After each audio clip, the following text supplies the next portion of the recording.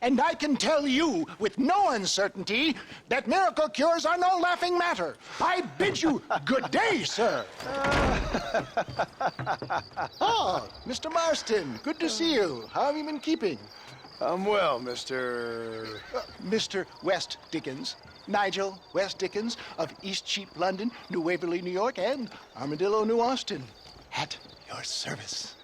At my service. At everyone's service. At the service of science, of knowledge, of life. How are your wounds? Much, much better. But then they would be. Would be... I know a cure for all ailments, Mr. Marston. Ah, I'm sure you do. And I'm sure for just $2 an ounce, I could live forever. Oh, but for you, sir, I do a bulk discount rate of $1.95 an ounce. As long as you buy 100 ounces or more. That's a lot of immortality. Give it up, old man. That's Mr. West Dickens to you, boy. Give it up, old man. Listen, Marston, I'm broke. But this stuff is good. It works. I need a healthy young man like you. Come along, let's ride over to my newest customer at Ridgewood, and I'll explain while we go. Okay. Head for Ridgewood Farm, John, and hurry. There are people there in dire need of my tonic.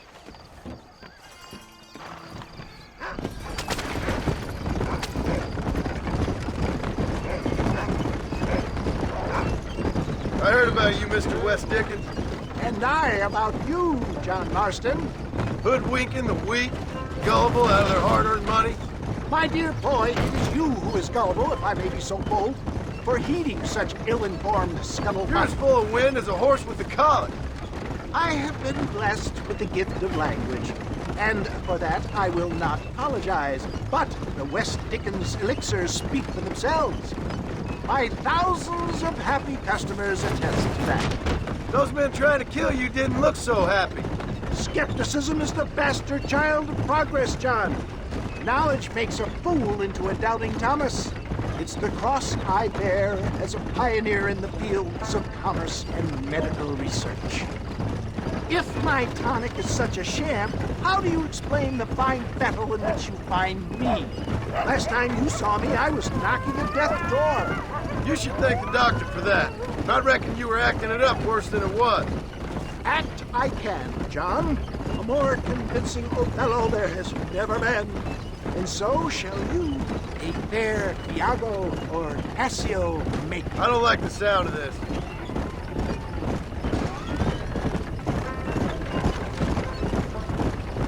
Showmanship, John. The flourish, the bow. We are operating in a competitive marketplace. Our product must stand out. And how does this involve me? We're going to use your God-given talent to our advantage.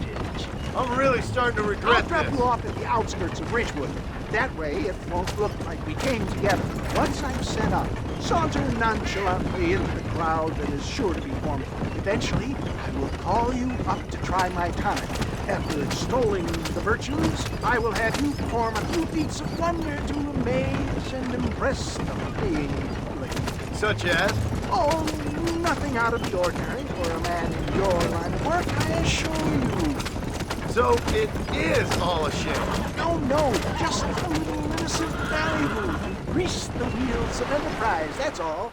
Best you alight here, dear boy, so no one sees us arriving together. I'll see you there. Be ready to enchant the crowd.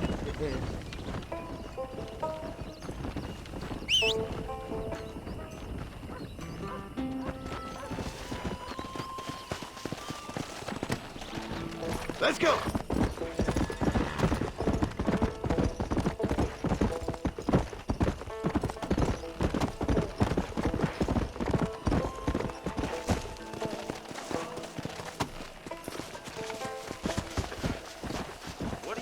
Friends, hard-working souls of Cholla Springs, gather round, gather round. Do you suffer from rheumatism, lumbago, acute chronic sciatic, neurologic, or inflammatory pain? Well, I represent the only company that makes the genuine article that cures headaches, neuralgia, earache, toothaches, backache, swelling, sprains, sore chests, swelling of the throats, contracted cords and muscles, anxieties and ravaged nerves, stiff joints, wrenches, dislocations, cuts and bruises, and it adds vitality and vigor to the healthy man. But can you prove it, old man? Oh, I'm sure there's some customer here who could prove the qualities of it by taking a drink right now. You, sir, come up here. Step right up. That's the spirit. Ladies and gentlemen, pay close attention. This poor, wretched volunteer, entirely unknown to me, will demonstrate the effects of Dr. West Dickens' own patent tonic. Be you a cowpoke or athlete, this miraculous elixir developed with the wisdom of the East keeps the muscles supple and relaxes the cords. It loosens the joints and gives a feeling of youth and vigor to the whole system. Not possible, I hear you say. Well, doubt no longer. Faith can move mountains, but I ask not for faith. I am a man of science, and today science will be vindicated. Your eyesight is greatly improved. Is that not so, friend? If you say so. That's right, it is. You heard him. What a good sport you are, sir. Now, gaze over yonder at that porch. If you squint, you may just be able to make out the skull that's hanging there. Go ahead, friend. Shoot that skull and demonstrate the miraculous eyesight you now possess.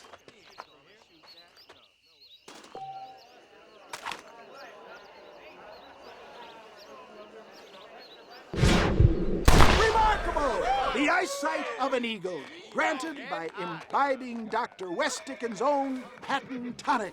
Anybody can make that shot. This man is a fraud. If your eye's so damn sharp, why don't you try shooting my hat out of the air? My friends, our test case has been challenged to shoot a gentleman's hat out of the sky above our heads. You can fool these people, but you ain't fooling me. Right. Let's just see how sharp you is with a moving target. Get ready to shoot that hat.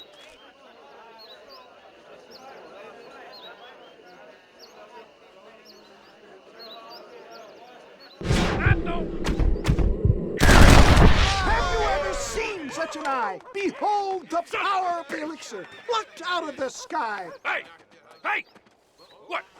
You think you can put a hole in a man's hat and just walk away, do you? Hey, it don't work like that around here, mister. Come on! Are you a man or not? A challenge of battle has been offered to our volunteer. Let the battle commence!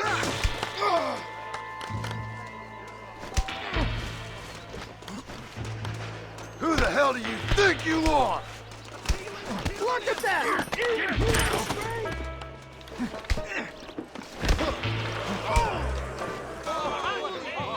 There it is, skeptics and dissenters, irrefutable proof.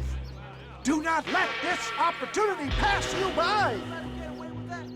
Look, he's over there. Go get him. This ends now. Watch out, he's got a gun.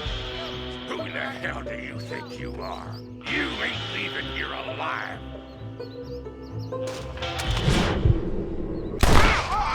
Marvelous shot, dear boy. The kind of deadly accuracy that can only be afforded by the West Dickens elixir. Come, I have plenty for all. You'll be fine. Get out of my way. Hey, where are you going? I want a bottle. Get me a bottle, please. One of them right here. No harm in trying one bottle, I suppose. Well, I think that went kind of well, don't you? I'm just glad that my normal job involves either chasing after cattle or murderers. Not the likes of you, mister. Don't be like that. Now, if you'll excuse me, I'd like to say my goodbyes head on back to the real world. Wait, sir.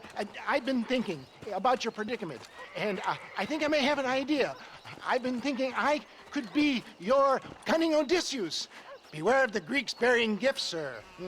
Williamson had better beware. We will make them into Trojans. I don't rightly get you. I want you to go and see my old friend Seth. He can come across as a little curious, but I'm sure you two will get on. He's most often found at Coots Chapel. He's very devout. Why see him?